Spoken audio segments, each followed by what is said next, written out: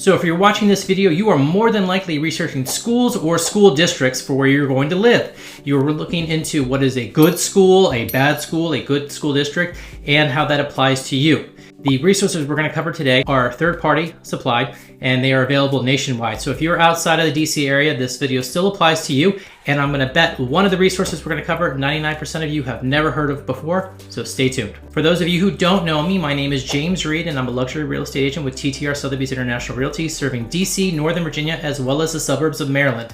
Now, as a real estate agent, it is against the law flat out to tell clients what is a good school, what is a bad school. That is steering. We cannot do that. But what we can do is we can provide third-party information so that you can make the best decision for you and your family.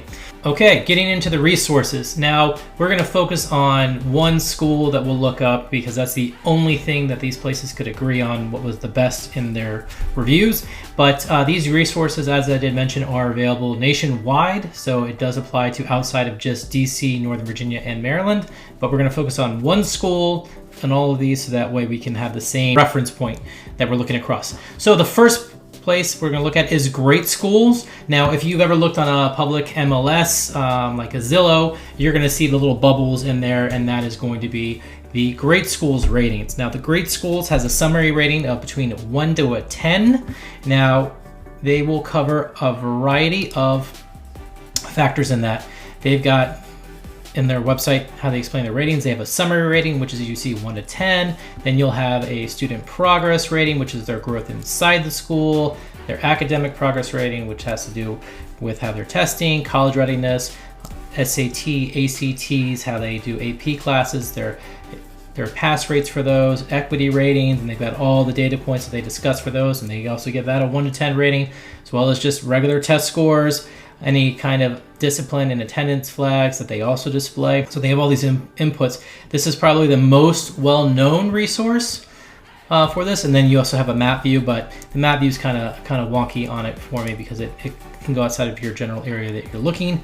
But this one, it gives a few good data points. It's good at a glance. The reviews on it, though, I would say are fairly low, right? This isn't a highly reviewed website, unfortunately, but we'll get into another one that is. US News, you've probably seen a lot for ranking of colleges and universities. That's what they're best known for. They also do rank high schools, and you'll see here they have TJ ranked as number 1 as well, and you'll have other high schools that they have ranked. Now, their methodology is a little different. They outsource a good bit of what they do to a third party, so they don't even do it themselves. They're researching back from 2016 to now, so you don't necessarily get a snapshot of what it is like today as much as it was, say, 6 years ago. And they also show that they've got about 4 other data points that they're looking at. So they're good to see if you want to pound your chest and say, hey, I have a nationally ranked high school. That's great. But for me, or for clients, I should say, they don't really offer much more than that. That's, say, different than great schools. You're going to get publicly available info like enrollment, student-teacher ratio, but you would get that at great schools as well. Those matter, but why would you come to this website for it? So this is helpful if you want to brag about something if your school is ranked that high. Now, the next resource available is niche.com. Niche.com has a lot of data out there for neighborhoods, for cities, as well as schools. They do a letter grading system. They don't do a numerical rating. Their website, I should say, is much more active than great schools. You're going to see where great schools had 15 reviews for this school. This one has 570. So you get a lot more feedback here. Their report card covers a wide range of things. It covers things outside of just the school. It'll cover the demo of the neighborhood around it, incomes, rents, home values. It covers a lot of other things that are publicly available information, but all in one spot for you.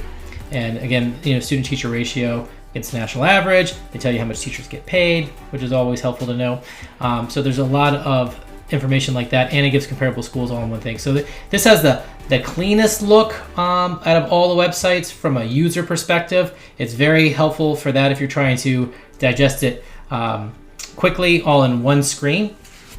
Now, they're also their data and their methodology for their rankings they provide, and they've got this is a dupe here, but they've got 8 different data sources, and they can also get feedback directly from students and the school that they incorporate into their weightings. But they also have everyone uses Common Core, Department of Education, things like that. So this one is certainly more put together than other areas. Now, the last resource that most people have never heard of, it is its user interface feels like something out of like Windows 95 if you are old enough to remember what that is. But this one is School Digger. That is a dog digging a hole. This one digs deep into data. That's what it cares about more than anything else, is school test scores and data. This one also has TJ ranked as #1 based on school data, or school testing, I should say. But what makes this one different than the others is it has a COVID-19 tab, which applies to today. It has pre and post COVID ratings and proficiency, so you can get a snapshot of how students are testing today compared to how they tested prior to COVID, so you can measure learning loss or gain or changes. It's also helpful when you can go into the overview and you can see the student-teacher ratio over time. So this one is definitely the most comprehensive in terms of just raw data for a longer period of time than the rest. It even goes into test scores. It covers all the main points, and you can go through all the years. You can go way, way back. So this one is really helpful if you're a data nerd and that's what you're looking for. And they talk about their methodology being on test scores, and I mean, they have the formula, they have everything there for you. So it is certainly data heavy for School Digger, but it's helpful, I believe, for COVID-19, for measuring if there was or was not a learning loss related to COVID.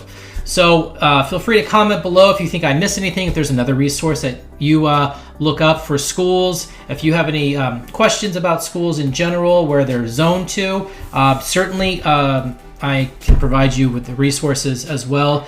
You need to always look it up directly. Don't trust any website you see other than the school board telling you an address for what school it zones to, whether they be an elementary, middle, or high school. Just do not trust Zillow, Redfin, or any agent's website. There's the chance of an error. Why would you look at a house if you're focused on a school and it's not actually going to go to that school? So if you have questions about what areas you're looking at and what schools a particular neighborhood was zoned to, feel free to message me and I can provide you with that school board link directly so you can look that up for yourself and verify that.